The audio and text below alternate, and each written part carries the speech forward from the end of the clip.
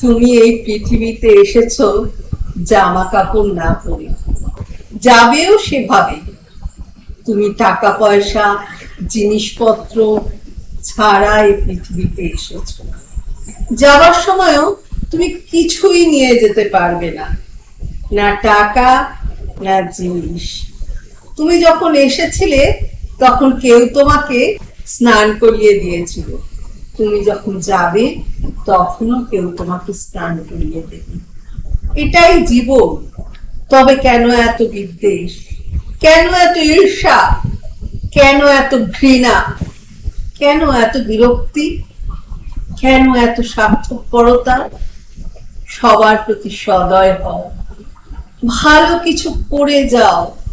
পৃথিবীতে আমাদের আয়ু খুব কম, এই সময়টুকু বাজে খরচ করো না।